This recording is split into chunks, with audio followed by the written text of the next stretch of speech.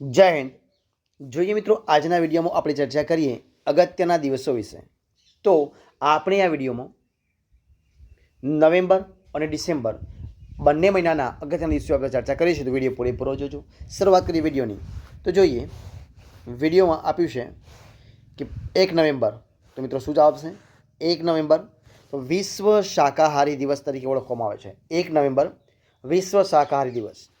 2 November તો આયુર્વેદ દિવસ તરીકે ઓળખવામાં આવે છે। કયો? 2 નવેમ્બર આયુર્વેદ દિવસ તરીકે ઓળખવામાં આવે છે।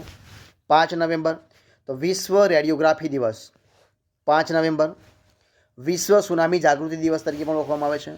7મી નવેમ્બર તો બાળ સુરક્ષા દિવસ તરીકે ઉજવવામાં આવે છે। 7મી નવેમ્બર તો વિશ્વ કેન્સર જાગૃતિ દિવસ તરીકે પણ ઉજવવામાં આવે છે। જોઈએ આગળ, 10મી નવેમ્બર તો 10 નવેમ્બર તો પરિવહન દિવસ તરીકે પણ મનાવવામાં આવે છે।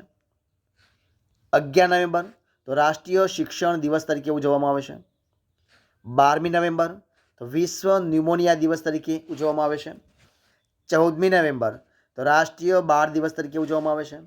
અને 15મી નવેમ્બર તો આદિવાસી ગૌરવ દિવસ તરીકે ઉજવવામાં આવે છે। 16મી નવેમ્બર જોઈએ આપણે તો 16 નવેમ્બર તો ઓડિટ દિવસ તરીકે ઉજવવામાં આવે છે। 17મી નવેમ્બર તો રાષ્ટ્રીય પત્રકારત્વ દિવસ તરીકે ઉજવવામાં આવે છે। 18મી નવેમ્બર વિશ્વ પુખ્ત દિવસ તરીકે ઉજવવામાં આવે છે। 19મી નવેમ્બર તો વિશ્વ નાગરિક દિવસ તરીકે ઉજવવામાં આવે છે।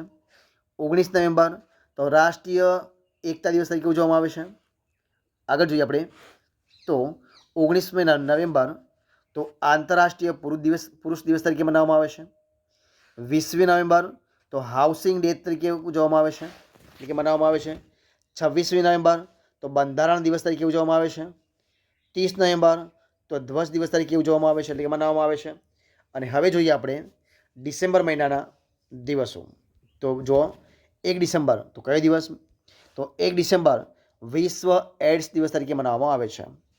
2 ડિસેમ્બર તો વિશ્વ કમ્પ્યુટર સાક્ષરતા દિવસ, વિશ્વ કમ્પ્યુટર સાક્ષરતા દિવસ તરીકે મનાવવામાં આવે છે।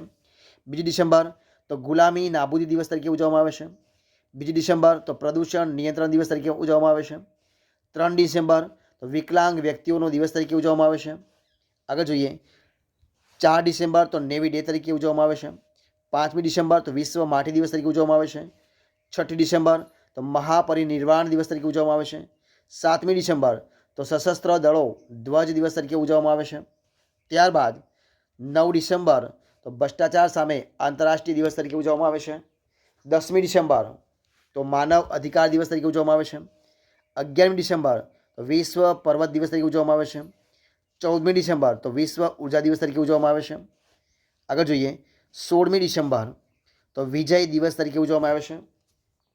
18 ડિસેમ્બર તો વિશ્વ સ્થળાંતર દિવસ તરીકે ઉજવવામાં આવે છે।